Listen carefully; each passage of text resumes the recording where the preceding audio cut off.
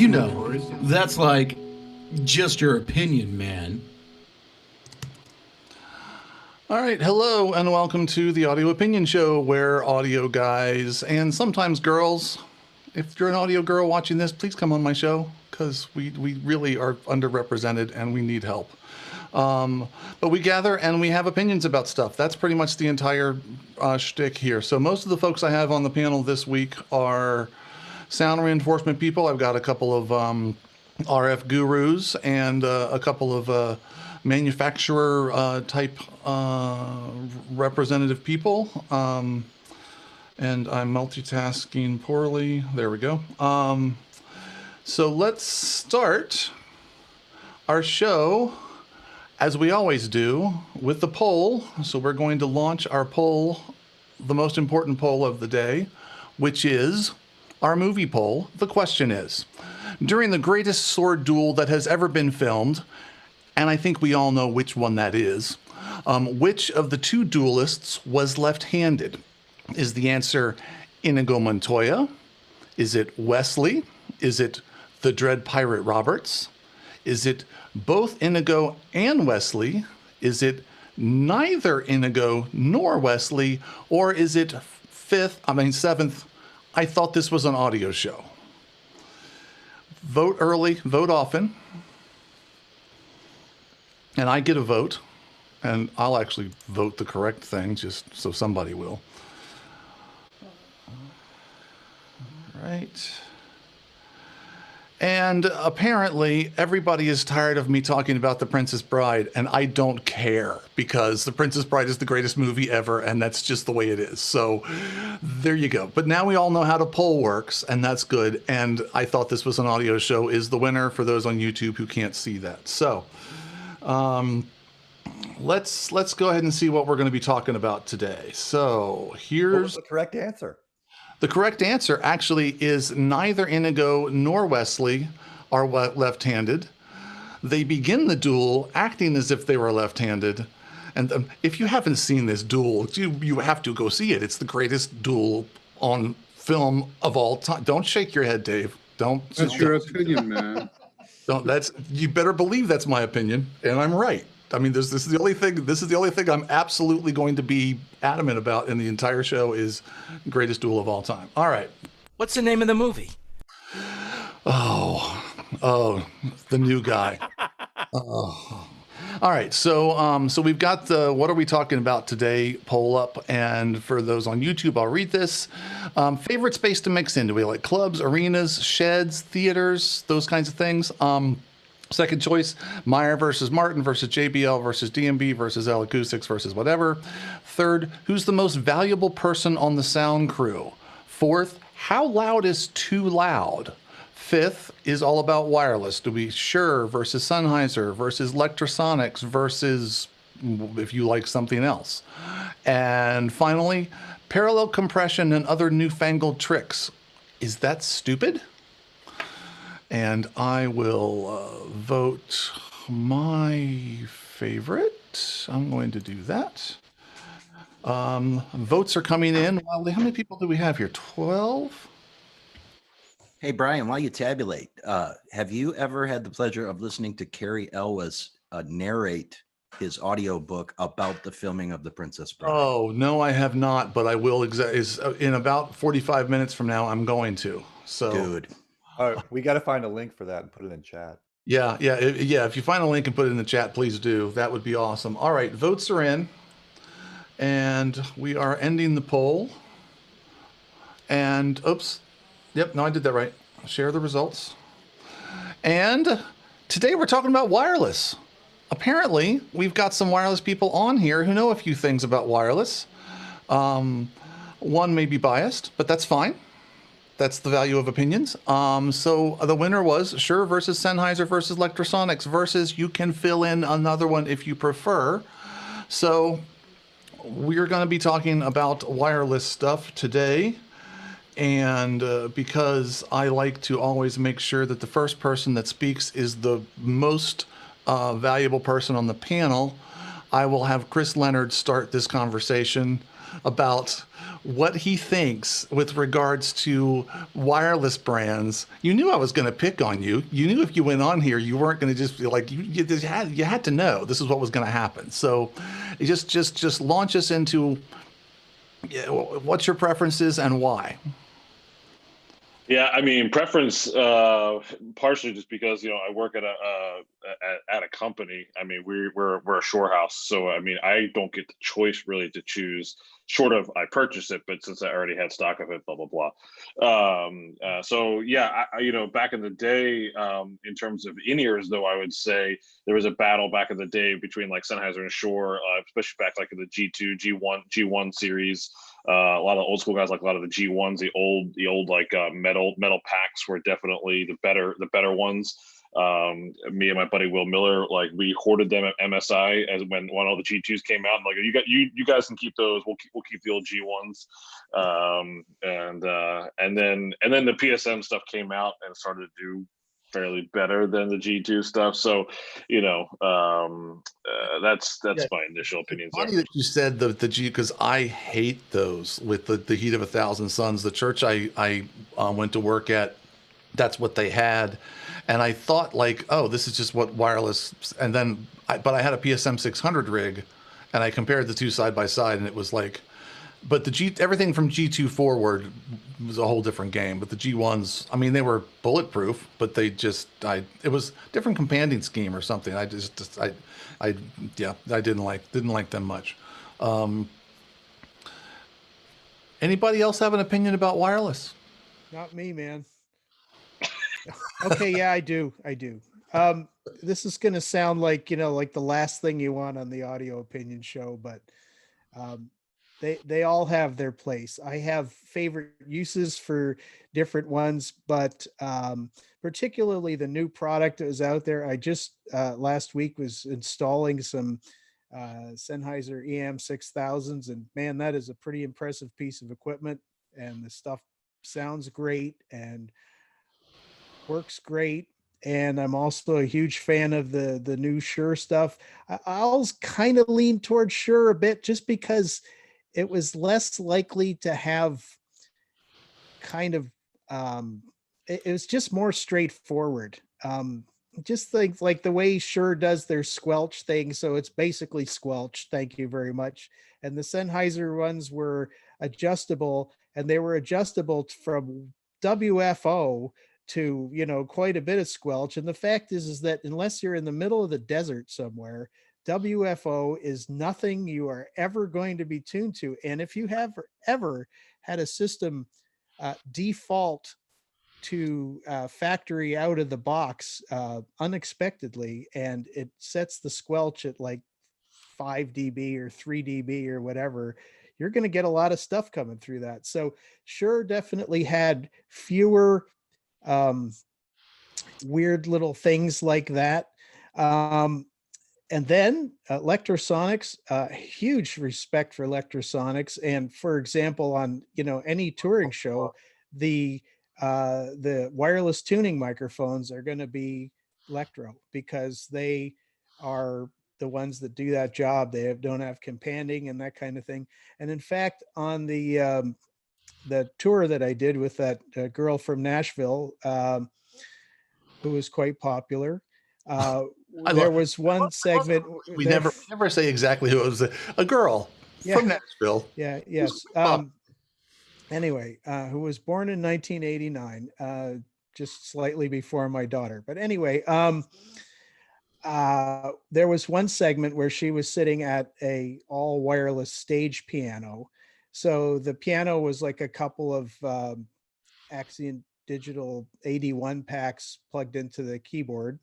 And she was singing for the first part of the tour, she was singing into, and we had to just throw this together quickly. And it's like, what's something we can stick inside the piano? Well, it happened to be the Lectrosonics plug-on that we were using for the test mic.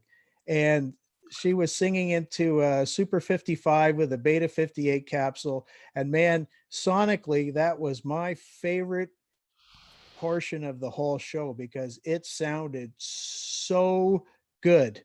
to just listen to that mic through that wireless path, and it was incredible. So as they say, it's all good. Well, and that's they're getting very close to getting close to a wire. I mean, my favorite wireless is the one that works. When I started in the business 100 years ago, we had all Sennheiser VHF stuff, and then because that was pretty much the name of the game. Like there wasn't any, that was it. Like everything there was Sennheiser VHF stuff, and then like a lot of junk, and that's all there was. Electro may have been around. I don't know. I was a kid. I was 12. So this was 1917. Marconi had not been born yet. I have jokes. But then we went to Sony, because they were the first ones to really like come out with a decent UHF rig. And I did a bajillion things on Sony. And anybody on here remember and can talk about the fights with Sony of trying to get different capsules on the handhelds? Jason's nodding his head. Tell me about that. I carried a rack of 840s with Mark Chestnut in 1993, and it was the first PLL tuned system. Their capsules, I'm not going to say they're bad. They certainly didn't suit Mark's voice. So I literally, after begging, they weren't having it. I tore one apart. I got management's permission. I tore one apart and I put my own 58 capsule on it. Mm-hmm. And Mark loved that mic after that. So, but I agree with Ike 100%. I mean, it's like anything else in audio. Each piece has its own purpose, certain cream rises to the top for each application. And it's funny too, over the years, the manufacturers we're talking about have shifted places at some of the things that they're good at. I remember back in the mid 90s, we went round and round and round with all the latest big manufacturers offerings for John Michael's electric guitar. And we A-B'd each one with a cable. And Lectro actually turned out to be the one that was head and shoulders closer to a cable.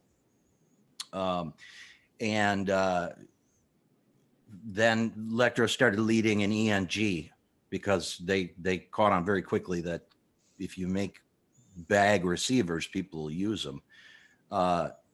But over time, those different products have shifted. Some lead in one category for a while, then another will pass them. You know what I mean? But it's like choosing the preamp you like the best. It's all going to just depend on whether or not it suits your source and your destination. Karl, what's your history with Lectro? I know you've been with them for a while, but you know how'd you tell me about that? Yeah, well, I started here 15 years ago after working for Sennheiser for 8 years, doing the Neumann mics and then Sennheiser kind of marketing communications. And I started learning about wireless. Well, I mean, my beginning with wireless was back in the 90s using the Vega R42A and, the original Sony tunable VHF system that Jason was talking about. And I preferred the Vega back then. I mean, a single frequency, it wasn't tunable, but it was rock solid RF. And it's one thing that high-end systems for many, many decades really have been excellent but unaffordable, right, and not tunable. And that's what's changed really starting in the late 90s, I think, with Shure really getting into the game, Sennheiser getting into the G1 and all that. Now it's like decent wireless became affordable. Lectrosonics took the path of ENG primarily in filmmaking, but has always dabbled in the live sound world, like the TM400 that Ike mentioned. And the instrument wireless, we've always kind of had a little side business, almost like a little skunkworks operation doing that stuff. But yeah, I would say the majority of what I learned about RF was since coming to Lectrosonics in 2004. Well, and I've heard you talk on a lot of different podcasts and this and that, and it's like, there's always more stuff to learn. David, as opposed to Rittenhouse. From your world, what kind of wireless are you guys? Give me your take on it. Yeah, for a lot of the stadiums that I'm working on, the customers are not RF people at all. Right. They're not even audio people most of the time. So they just need something that turns on and works. Right. So we've really been running with that Axion Digital, with the two-way communication that changes frequency. It's been real successful for us. Right. Well, and I think that's a bit of a game changer concept. Now, others know better than me, but I feel like the original Axion was the original Axion system the first one that did that whole I can make the transmitter change to another. Actually, Sony beat him to it.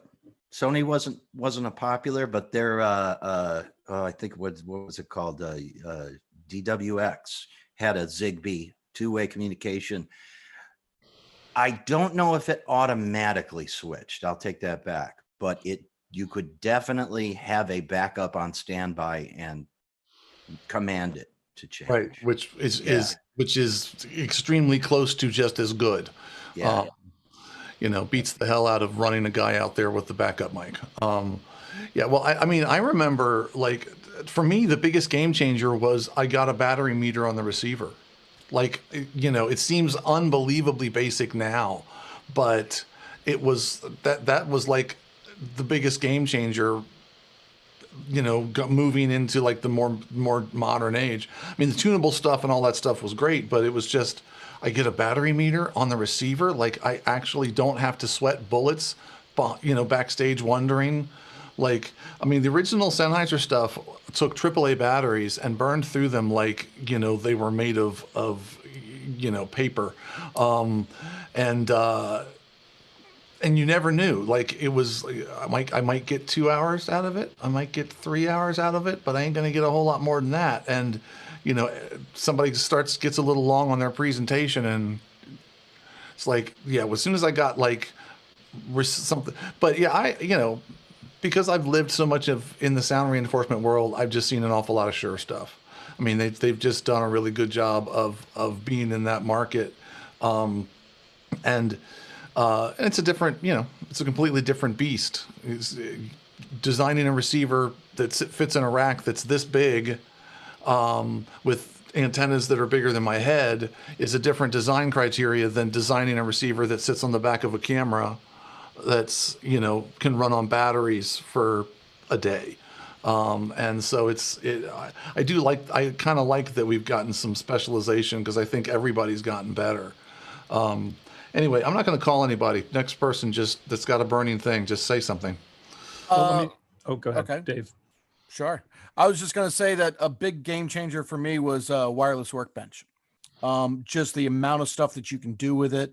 I mean, I like a lot of other RF manufacturers as well, but wireless workbench just, to me, stands out to what you can do moving forward, and how you can monitor everything. And if you're that guy, if you're the RF tech, that's what you need. Yeah, the whole, IAS was the first, big software, coordination software thing. And I remember when it first came out, all I remember was that it was more money than I could pay. I don't remember how much it was. But it was the only game in town. And so, you bought it. It's still obviously a market leader.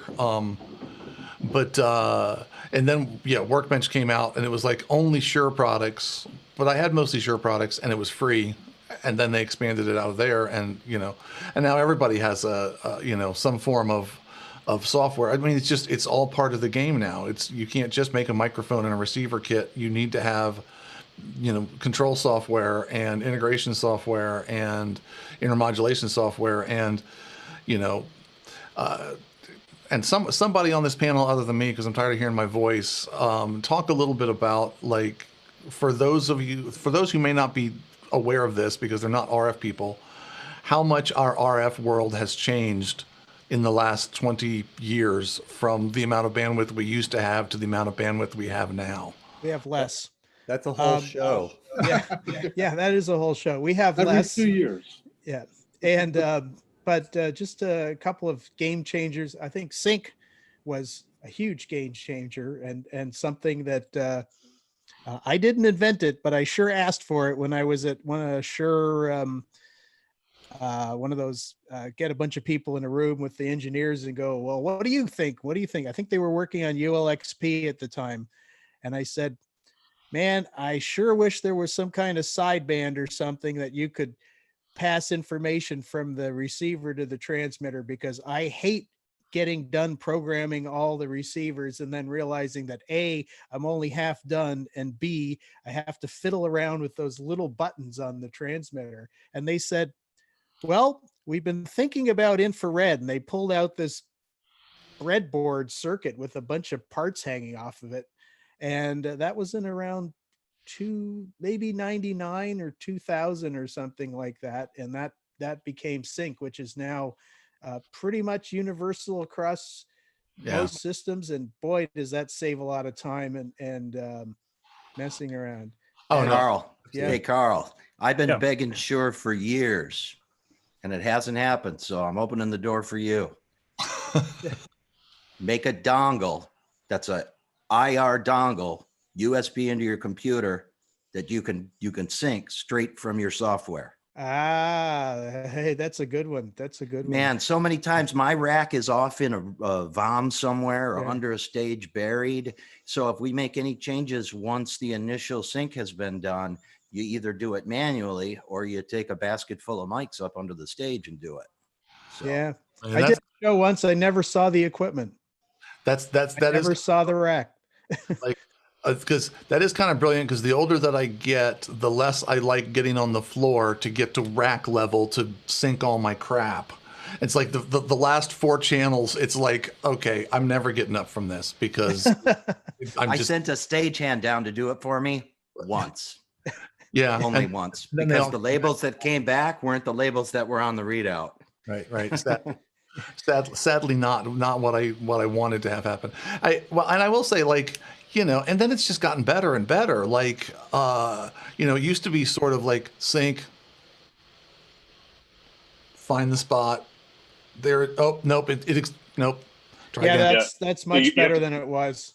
You have to have the rack lights on, because I'm like, the biggest trick I've had in a dark area, as long as you have rack lights on, you have enough light for the IR to actually work. If it's pitch black, I also found that the sync didn't work very well. I think the biggest marketing mistake that Shure ever did is ULXD keeping the ULX name, right? Coming out of the ULXP world, you literally for 2 years they had to market and say, no, this is completely different than the ULX line, right? This is actually a decent product as opposed to ULXP, right? As the biggest marketing mistake they made. So I'm sorry if Shure's watching, but that's I could not agree more. I was completely baffled by that decision. Actually, if you ask the guys at Shure, they'll be straight up with you and they'll tell you they never intended that to be a top or even medium top tier product. It was always intended to be marketed to the bar bands and the backline. And it performed so well that it took off. Right. You know? So, but I agree with you. And the not the on off switch on the outside, but the switch on the inside, your little toggle switch on the inside of ULXDs break incessantly, at least here. Yeah. And I've asked my rep multiple times about it. It's like, oh, you're the first person. I was like, there's no way I'm the first person who has sent back 30 of these things to you. Yeah. So and because that's the way you have to power lock them on. So you have to use those. And then once it's broken, it's done. Yeah, but that's an interesting thing, Jason. It's like, you know, sometimes I 100 years ago, I went to a Yamaha console training, and it was for the 5D, and we all sat around and 5D'd for a while. And off on the side, they had this M7, and they were like, you know, yeah, it's a new thing, you know, we're coming up with, and it's, you know, it's gonna be for like, you know, like church market and like, you know, little mid-range stuff. It's, you know, it's not really a pro level, it's not a PM level product. And I remember going over and looking at it, and the icons looked kind of cartoonish compared to like a real pro like it just, and I was like, yeah, you know, okay, I can see, and you could tell like they never intended for it to then, at least in the US market,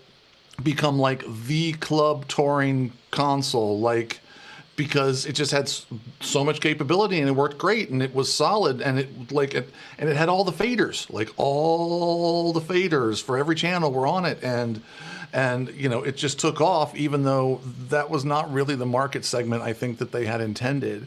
So that's interesting. This is why I'm not in marketing, because I would screw it up. But it's also interesting. It's like, oh wow, the engineers did such a good job that the product actually performs at a higher level than they were even intending it to do. Like, that's an impressive thing. Yeah, it was a game changer too on the Dante side, because I think were they the first. I don't know if it was. Were they the first to have Dante on their receivers? I don't know of any others that would have had Dante prior to them. So I mean, Dante was still relatively new-ish. Like, it wasn't as widespread as it obviously is now. And so I remember 5 years ago or 6 years ago when it first came out, we were doing our first all Dante shows. If you're in a Yamaha, Shure world, and that was a big deal. So that was another thing of, like, again, you're going from a ULXP branding of POS, to this ULXD. It was a major leap. So that was the Dante edition. Now, obviously, every mic is expected to have Dante, but back then that was a big deal. Well, and they ruled in the corporate world. I mean, Chris and I sort of live now in the corporate world, and the ULXD still, I don't mind. It's not a bad day if I have a ULXD rack. But I don't know how. I feel like the touring music world, though, kind of skipped. They just went from R series to digital Axient. I'm not sure that ULXD was a huge, and maybe it got used as backline stuff. Saw it a lot in backline. Yeah. Still do. Not so much as for handhelds and that kind of stuff. Yeah, the non I guess the lack of companion or whatever in the ULXD was a big difference in backline, which is why because I don't know, Shure was doing some demo thing like on an Aerosmith tour, and they were bringing people around. They were showing like the backline, and they were like showing the difference between a hardwired cable and ULXD and stuff like that. And it's pretty comparable at the time, which was pretty good. Again, this is still quite a few years ago. It was before Axient Digital came out, So I mean, it's interesting. Like, I mean, the three big players that we're talking about, at this point, all make great stuff. Like now it feels like, and this is a very direct product question, but I'm just curious. Karl, Lectro doesn't really play in the budget wireless world, do they? No, we don't. Yeah. Our lowest cost, let's say, single channel system, which is an E&G system, is about $2,500. Right. So, and the way I describe it is that the other major two manufacturers, which by the way are probably 20 times our size, right, they differentiate their lines in a vertical manner. They've got their super high end line, then a medium high end, then a medium low. And we differentiate by form factors and specialization. So we really only have one quality, and, a channel cost is $2,500 up to, let's say, $5,000. And, it's all super high end stuff for professionals only. It's right, not sold in music stores and that sort of thing. Yeah, no, and that's that was I would have brought that up whether you were here or not, because that is a huge differentiator. It's obviously a business decision of, that's a different market. And I don't know how many times I've seen on online forums, on Facebook groups or whatever, it's like, what's the best wireless, Shure or Sennheiser? And it's like, that's like saying, what's the best vehicle, Chevy or Ford? Like, that's, both manufacturers make really cheap, tiny little Econo boxes, and they both make giant, tractor trailer trucks. Like, that's a non-thing. So, guys, what Karl's talking about too is one of the reasons things have transpired, I think, the way they have, where Shure has an extremely large market ownership of touring music, because Shure gives away a lot of artist endorsement deals, and their marketing geared towards touring. It's not really towards touring. Shure knows that they're not going to sell. Back when Axient analog was you know, between 3,000 and 5,000 a channel, depending on your options. They knew they weren't going to sell those to any bar bands, but they wanted that Shure device in the artist's hand so that when the bar band or the church band or the church production company is thinking about what they want to purchase, that's the first thing that comes to their mind because they see it all the time. Sure. Are there church bar bands? Just No asking. comment. Well, and I will say, like, when I was leading a church bar band, when I was leading a church music group, and my drummer said, you know, he said, you know, basically we're just a Christian top 40 band. That's what we're doing, and I was so offended until I realized how completely correct he was, and it's like, yeah, it's just a different form of top 40 band that plays on Sunday morning, but. If you mean that all top 40 sounds like you too. Well, you know, there's that. But there's, you know, and it's only, that's a whole nother, I won't even rabbit trail down the topic of church band music, because then I'll rant and no one will watch and it'll be boring.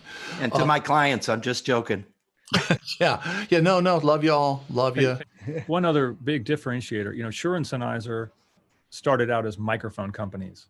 And so, you know, making hardwired mics that everyone liked, you know, I actually worked at Sennheiser during the transition from, let's say, the 421, 441 era, 431 era to the Evolution wireless. That was a giant push. They invested a couple $1 million in tooling to make a high quality, made in Germany, you know, affordable microphone to compete with Shure. And I think that they succeeded. Shure's still bigger. They have a bigger footprint. But both of those companies make good mics that are very popular. And so in a sense, the wireless became an add-on to that. And there was a time when Shure was making just the capsules and they realized, hey, you know, why sell a $100, $150 capsule when we can sell a $1,000 wireless? And they got serious into wireless. This has been a long time, obviously. They've been doing this a long time. But Lectrosonics is known as a wireless company. We don't make a microphone. So we have to kind of be a neutral Switzerland-like, you know, third party that's, hey, use any microphone. But I was here in the transition from our handheld also did not accept different capsules. And people asked us a lot for that. How come I can't put a 58 on it and so on? And so we had to make that transition too, which we did around 2011. It hasn't been that long since our handheld transmitter would accept any capsule. So that's kind of part of it too, the way I see it. No, Can I say something about it from a different perspective? Look, I'm not an engineer like you guys. I sell this stuff. And one of the things I'll say about Shure is Shure uses marketing firms like, for example, sound marketing.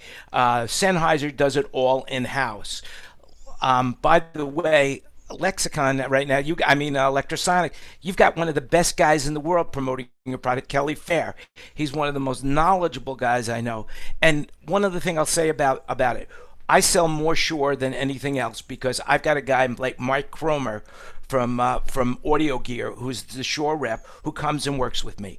The guy from Sennheiser, I hardly get him on the phone. He's a nice guy. He comes in every once in a while. But that Kelly Fair, I pick up the phone. He's on the phone with me. And you guys are onto something really big, especially with the in-ear wireless. He's got that idea what he put into the hard rock. And so I think the rep has a lot to do with the marketing of it. And like I said, you guys have got the best, Karl. Well, Kelly worked with me at Sennheiser years ago, and he's very knowledgeable. Kelly's great. Definitely love having him on the team. And so thanks. Well, and it's interesting, you know, and I'm glad Jan brought this sort of like different perspective too, because of course we're just, you know, 99% of the time I show up on a job site and I use whatever it was that somebody else bought.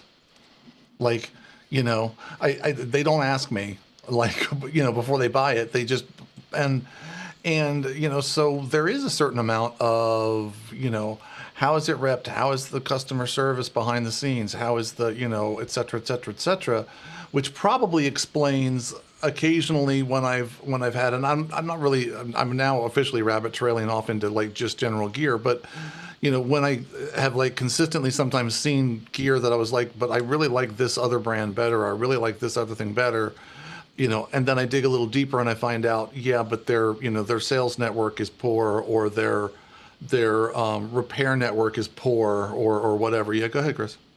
So a combination with Shure, and then I could say tie this with other markets as well, is at least from a corporate side, I could speak, and being a rental company, I have to purchase things that I can also sub-rent at an instant anywhere in the country.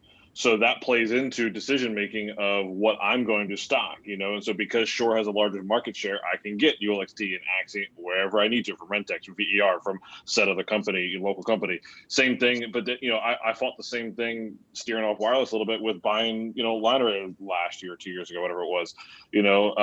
I could buy the same mainstream stuff that everyone else is buying, or I happen to like the new Martin stuff, the WPM stuff, right? And but one of the biggest battles was like, how much can I actually separate this across the country if I need more of it, and I have to get a network of people? Whereas if I had bought into L Acoustic or DMB or JBL, I can get it at a drop of a dime. So those are that market share thing plays a big factor into, hey, am I just going to pick the best product, or I'll take some compromises because I can fulfill orders better differently. So it's a difficult thing. And kind of to parallel what you're saying, Chris, the house I work for, we're a Sennheiser house, but last summer we bought, I think, 8 channels of Axient because, well, we were getting a demand for Shure microphones instead of the Sennheiser wireless. And, again, back to everybody knows Shure, and everybody's familiar with the 58. So, and again, the same thing with cross rentals. So. When we got to fill riders, so you can just look at the history of your clients over, say, the last year. How many times have I had to cross rent? Maybe I need to buy this now. I also have to say that every single stadium job I've done over the last 20 years has always been Shure in stadiums. And I think David might echo that as well. I'm not sure because I don't know you very well at all. Well, you have to go back a few years because about 10 years ago, the only company that was making a NFL approved toggle switch for a referee was Telex. Yeah, that's so true. At that point, I was doing a lot of Telex just because I needed that silly ref switch. And I think Lectrosonics was the first to kind of bring a competitor in there. And we did a couple of projects with Lectro. And it took Shure forever to make a decent toggled ref switch. That's true. Which is awesome point. Like, I mean, it's like sometimes it's the smallest little like detail that can open up a completely different market. And if you're the engineer that's like doing, you're just like, why? It just needs to have why can't you please make the thing? Karl was going back to get a copy, like an actual, like to show us, like, here's the ref. I have one back there in that pile somewhere. I don't know where. Somewhere in that pile, there's a cool. But yeah, you're right. I had forgotten about the ref switch thing, and because I want to say, Dave, didn't we have some like homemade kludged together something way back 100 years ago? Yeah, and I remember exactly where we used them. We used them as talkbacks for TCT, for the doctors to talk over satellite to the producer on the other end. So yeah, that's and it was definitely kludged together, but hey, I was on a couple of those. Because I think that like originally, I don't know, they got a couple of football games at a university or something, and there just wasn't Howard University. Yeah. And there just wasn't a thing that did the thing. And so then it was, time to solder together some sort of passive circuit that doesn't pop every time you click it, and it doesn't, suck terribly. And it didn't suck terribly. It just sucked a little bit. We had to use an optocoupler. There's an optocoupler in our switch, so it doesn't pop. Yeah. I mean, I mean, we needed somebody that wasn't just soldering something up in their on their workbench, and also that it would be robust to hold up and all the stuff. So it's interesting, like something as simple as it just needed to have a switch that a ref could go click, click, click, and now all of a sudden you've got a huge shift of this manufacturer starts to move into this space just because of one engineering achievement that shouldn't even be that hard, but was just the right thing at the right time. Yeah. To that point, I mean, just things like I have been asking for signal generators in receivers for years, and Lectro has had it for years and years. I believe, and the other manufacturers who, again, get to be on these things of, yeah, what do you guys want next? Well, here's something I'd like.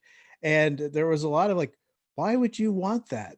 And it's like, well, I want that because when I'm doing a broadcast, for example, and I'm sending to 4 different consoles, and this one's got, 60 dB gain and a 30 dB pad, and that one's got 50 dB gain and a 20 dB pad, and this one's line input is this level, and that one, and you go check in a microphone, and engineer 1 goes, oh man, if you could just turn that up a little bit, then I don't have to, I can take my pad out or whatever. And engineer number 2 goes, yeah, and if you can just turn it down a little bit, then I can do it without. And it's like, okay.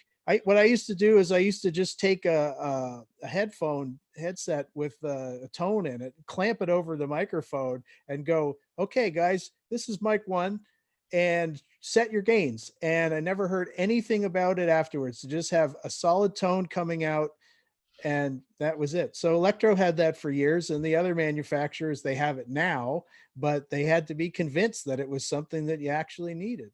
So yeah. I want to point out, haven't heard anything from Chris Grimshaw yet, and he's a new guest here. So, and then I'll go to you, Andrew. Yeah. Well, I don't do an awful lot with wireless. Give me a cable, really. That is a good opinion. What I really want is a cable. Yeah. The few bits of wireless I do work with tend to be for things like weddings and that kind of thing, where the person holding a mic might never have done so before. So I want something fairly cheap that sounds okay if you don't know how to use it. And I find the Sennheiser stuff with the 935 capsule does that. Well, that's the way I went. And I feel like, there's also just sort of a Europe versus America thing, that like there's way more Sennheiser stuff in Europe and way more Shure stuff in the US. Like, I'm generalizing hugely because I know that both companies have large, footprints in the other, but I just feel like nearly everybody that I talk to who's in the audio business that speaks with something other than a U.S. accent is more familiar with Sennheiser stuff than I am. So that's and then it's just sometimes it just becomes regional. It's the thing that it's the devil you know. I mean, I have to kind of remind myself that I started in the professional business on all Sennheiser because I have used it rarely since like 20 years ago. Not because they don't have anything good, but just it becomes a bit of a self-repeating cycle. It's like that's what I see, and so that's what I'm used to, and so that's what I like. And then people say, what should I buy? And I go, well, I always use this, and it works good. And then they buy that, and lather, rinse, repeat, and we sort of end up in this feedback loop, which is not great ever if you're in audio. Feedback loops are bad, and we haven't even talked about like the Wisycoms and the other like just crazy high end, wonderful, amazing, but extremely niche manufacturers. But that's interesting. That goes back to what you were saying with cultural, where it's what you're familiar with, that what you go with. In Europe, Wisycom's been nailing it for years. Right. And they make very similar form factors to a lot of the electro gear that appeals to ENG crews and things like that. And we also can't ignore tariffs, taxes, and shipping, as is going to have to do with a lot of that as well. Well, sure. Absolutely. Also, if you look at the history, Neumann, Sennheiser, AKG, they were all from Europe. Every one of them, every one of them. So that's how they all started.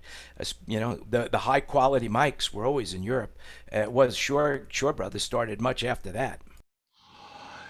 I wanted to touch on something that was maybe alluded to earlier, but and by the way, I come from the same world as a lot of you. I came up in the 90s with Vega, Sony, Telex, and then it morphed to Shure, and I work in the corporate sector mostly, so it's mostly Shure.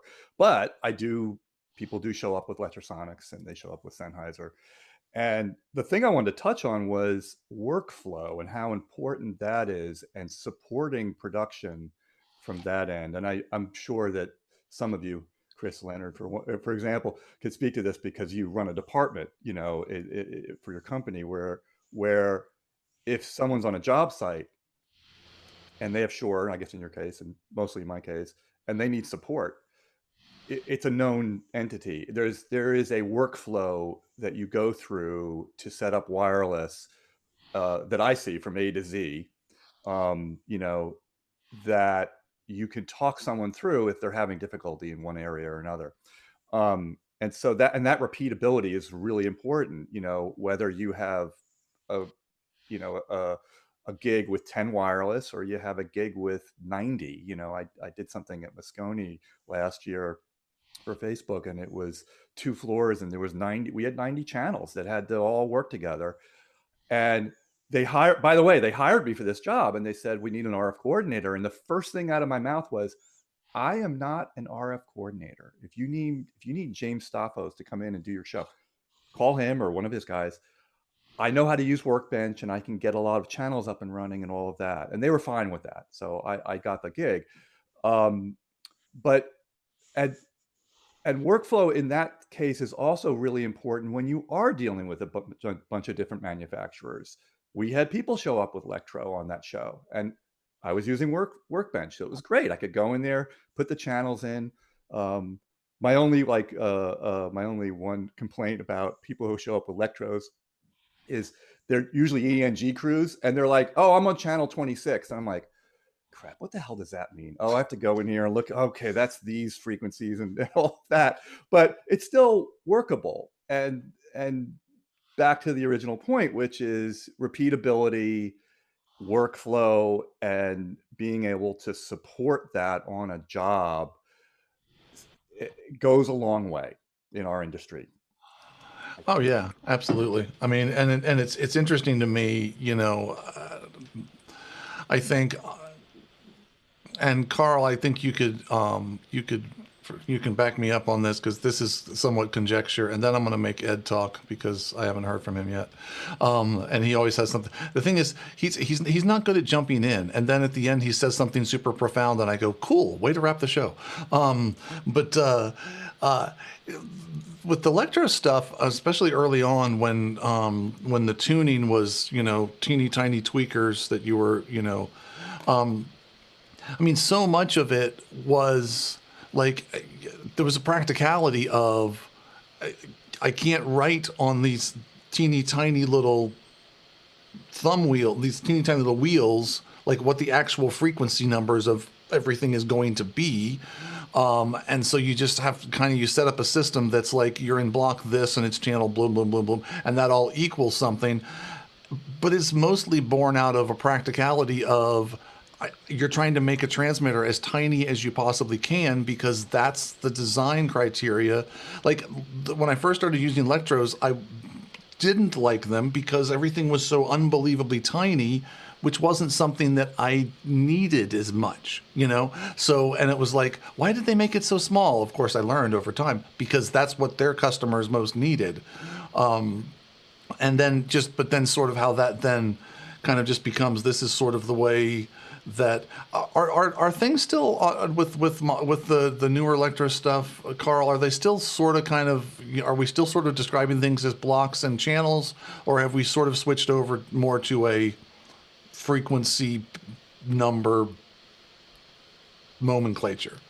Yeah, more and more, like other manufacturers, there's been kind of a convergence. One thing I wanted to say was, like, Lectro was always famous for high power, long range, tiny stuff for portable, outdoor, uncontrolled environment type use. And we didn't have the most channels per, block or anything like that. And like you said, very tweaky, kind of engineering-y, and it required a tool. And when I started, I remember a guy telling me on the phone, like, I'm too old now to see those little numbers. And I sort of laughed, but now I'm too old to see those little numbers.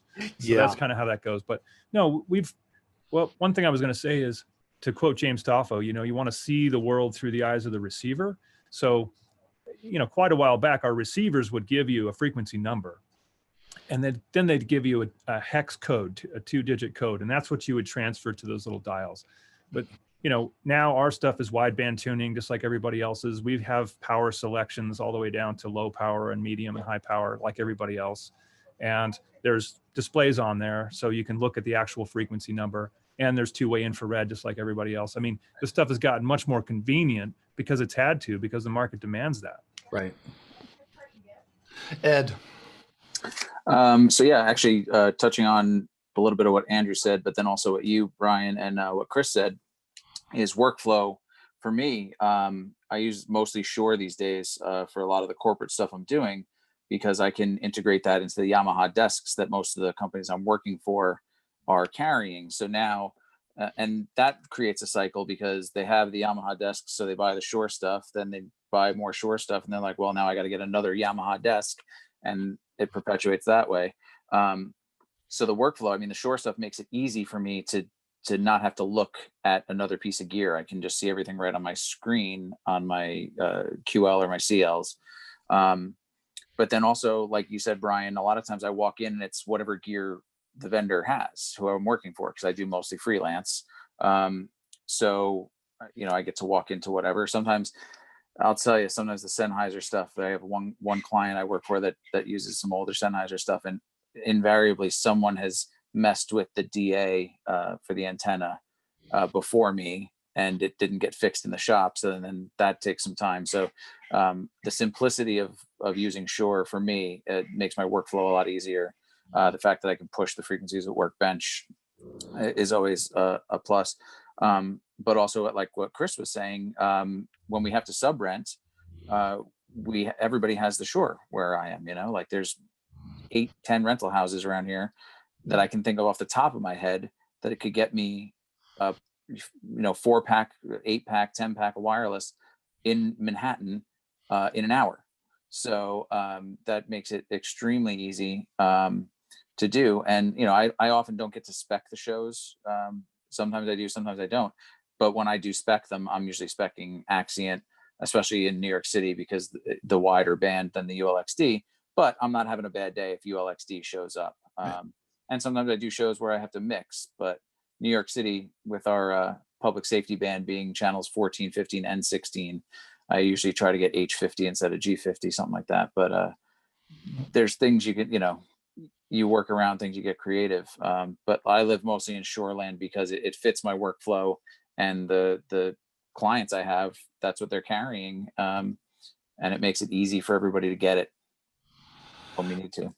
Yeah, I mean, if we had nothing but ENG and field guys, and all they would be talking about is sound devices, mixers, and Lectrosonics wireless, you know, because the needs of the workflow, you know, tiny, small, ridiculously bulletproof, will work underwater, you know, are basically the things. Whereas while, you know, the live event business, yeah, it needs to be rugged, but generally speaking, if it's a torrential rain, you know, where it doesn't have to work while being rained on. And generally, you know, the size, you know, I'm not strapping 48 receivers on my back and carrying them through the woods. So it's, you know, completely different. And I do think it's interesting the way that, you know, the designers and then the engineers have just sort of like, you know, specialized down to, and we live in a great world now, like like there's so many things that work so well. I thought of another whole like line of stuff on this topic. I'm going to touch on it and then we're going to stop, because otherwise we'll be here for another hour. But Jason, I want to say it was you, and if it wasn't, then claim it anyway. I think it was on Pro Sound Web. You said something about, and this is a very big generalization, but that in general, Shure design seemed to be based more around more power, less less sensitivity on the receiver side. And Sennheiser's model seemed to be more like better filtering, less transmit power, just sort of from a design standpoint, which is, I mean, when you look in their in-ear monitors, you know, for example, like, you know, their transmit powers are always much lower, and yet seem to work fine. You know, Shure's go higher, seem to work fine, you know, and then Lectro's, you didn't comment on that in this, but it, you know, is kind of still a different thing. Like, you know, the and you probably still make it, but the, you know, 250 milliwatt like IFB transmitter that would, speak to the sun, basically, if you needed it to, is a whole different thing. And so there's just a whole conversation there to be had about design, engineering, ways to get to the same place from completely different places, and which one is better or worse or whatever.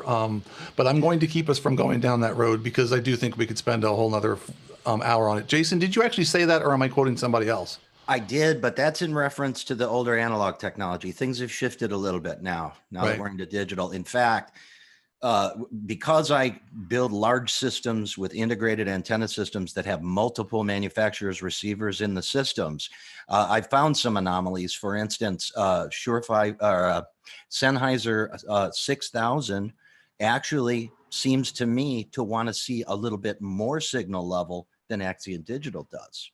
Interesting. So, like, when comparing their ranges through the 10 same dB antenna more system. actually. Yeah. They top out at -60 and the Axion Digital tops out at -70, meaning the top light in the display. I'm going to have, so I'm going to wrap us. But I promise I'm going to have a pop-up show, and I'm going to coordinate.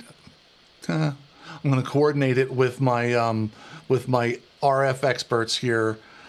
Excuse me, just to make sure that they're all there, so we can way deep geek out on all of the filtering and dBs and this is and that's and who's does this and that and whatever, because that would be a really interesting thing for me, and I think for other people as well. But in the meantime, I think we're going to go ahead and say goodbye to our friends at YouTube, and I'll roll the magical outro footage.